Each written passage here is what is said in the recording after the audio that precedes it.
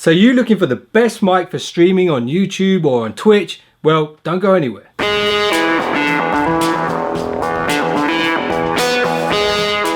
So welcome back to WhatGear Reviews, and if you're finding me for the first time, make sure you hit the thumbs up and Hulk smash that subscribe button.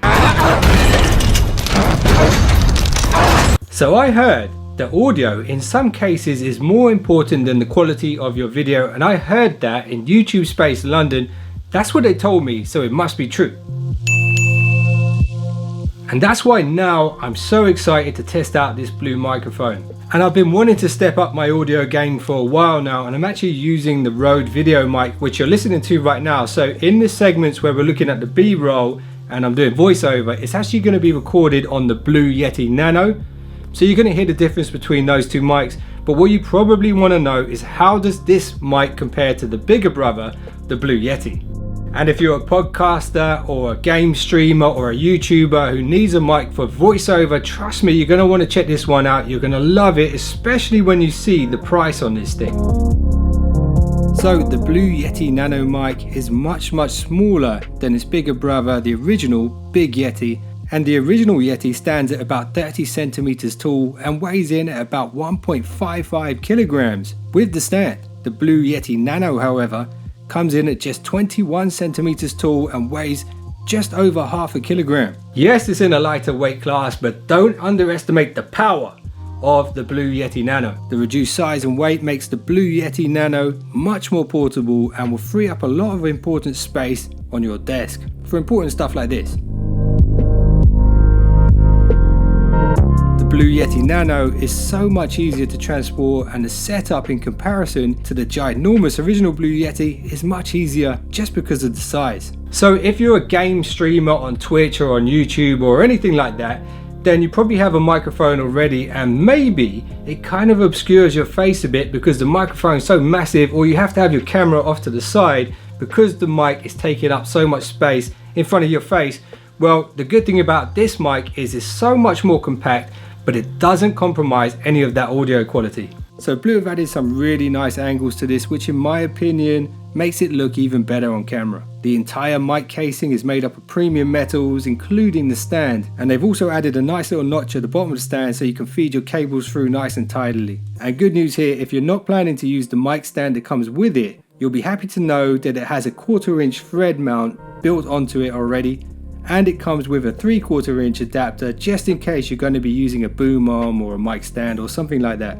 And Blue have really streamlined the amount of buttons on the actual microphone itself. It's really simple now, but they really haven't sacrificed any usability here. In fact, they've actually added some cool stuff.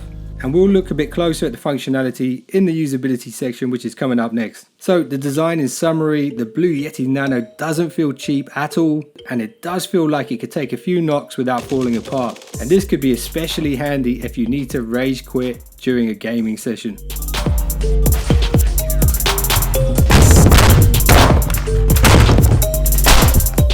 And I'm really loving the design of this new microphone. It's so much more compact, it's much better looking than the big Blue Yeti and even the Snowball, in my opinion. And right now you can find the Blue Yeti Nano in Shadow Grey, Vivid Blue, Red Onyx and Cubano Gold.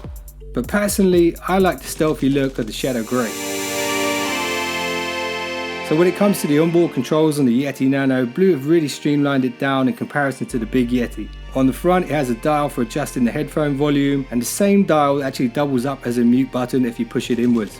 And it's got this nice little LED circle that you can see here, and it will actually let you know what's happening on the microphone. Green indicating you're ready to go, and red when you're muted, and yellow when it's receiving an update from Blue's new Sherpa software. On the back of the mic, you've got a single button which will allow you to switch between the two pickup patterns, cardioid and omni. Cardioid is for when you're just sitting in front of the mic yourself and you're just recording yourself and no one else. Omni is for when you've got more people around, you're all sitting around the microphone and you want to record a podcast or something like that. And another feature they've added to this button is if you hold the button down for 2 seconds, it'll toggle on and off the playback monitoring as well. At its base, you'll see the USB port for connecting this to your computer, which you'll probably need to do at some point. So if you're going to be using this mic for Skype or other conferencing apps, in most cases, the software that you'll be using will have an auto gain feature, so you won't need to worry about firing up the Sherpa app. Now you're probably thinking that all sounds great, but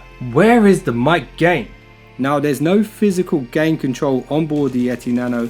However, the new Blue Sherpa app will let you adjust the mic sensitivity via your computer. Blue do initially set the gain to a recommended level out of the box, so there's a good chance you may never need to adjust it. Also available on the Sherpa app is an option to switch the pickup patterns, adjust the headphone levels and select between the audio quality settings, and even mute the playback through your headphones. And also, as I mentioned earlier, through the Sherpa app you will at times receive updates that should hopefully further improve the performance of your microphone.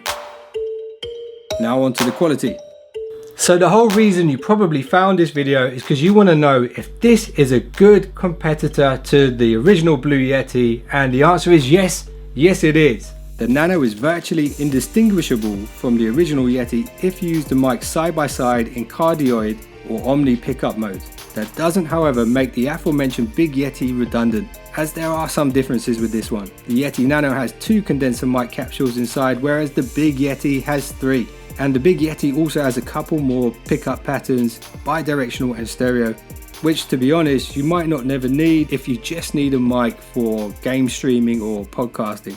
The Nano does have an advantage over the Blue Snowball however, as both mics have 2 pickup patterns, but the Nano has a direct monitoring feature built in, which I'll speak a bit more about later. In terms of the audio recording quality, the Nano supports 24-bit 48 kHz recording, which is what most operating systems support today. And recording at this sample rate is going to give you a really crystal clear and professional recording of your vocals or instruments or whatever it is you're recording. Now let's move on to the next section I like to call awesome features, because I believe that every product should have some awesome features. If it doesn't, well, it's a bit really, isn't it? So number 1, if you have an OTG adapter, you can actually plug this mic straight into an Android device and actually record anywhere you are. So that makes this mic, especially with its smaller stature, a really good portable podcast studio mic, which you can take anywhere as long as you've got an Android device that's compatible. Bear in mind, if you have a prehistoric Android device, it's probably not going to work. So you might want to check that out before you buy this mic for that purpose. So that's an awesome feature in my opinion. So this mic definitely has been designed for YouTube streamers and Twitch streamers in mind, and they've actually added a bit of bling on the back of the stand here, which I really like. So if you've got the mic facing you like this, you got that little bit of blue bling on the back. Just shows a bit of quality there. These guys have been making mics for 20 years. This is a premium microphone. You want people to know it. I like that. So another really awesome feature that they've added onto this mic is the direct monitoring, where you can plug in an awesome pair of headphones like these Bowers and Wilkins PX into the base of the microphone and hear what you're recording. This is particularly useful if you're doing multi-track recording or you're doing voiceover, audio track or something like that. Keeps you from distractions. These are really awesome as well, noise cancelling. Going to be doing a review on these soon, so make sure you stay tuned for that. But that's a great feature. The Snowball didn't have that. And the last awesome feature I'm going to mention is the ease of use. This will actually be recognized by a lot of the recording software that most people use, like GarageBand, Audacity and stuff like this. As soon as you plug it in, it will automatically detect that it's plugged in and it will work straight away. So just ease of use is amazing with this microphone. So I guess the question is now, what do you guys think of the audio performance? I haven't used anything to enhance the sound quality or filter the sound quality on the Blue microphone. How did it do versus my Rode mic? Let me know in the comments below. And if you guys want to check this mic out and the price, which I mentioned is amazing, follow that link below this video. So anyway, that's it for this WhatGear review. I hope you guys enjoyed it. If you did, make sure you hit the thumbs up and subscribe, and check out some of the other videos I've done at the end of this video. Anyway, I'll see you guys in the next one. Don't be late.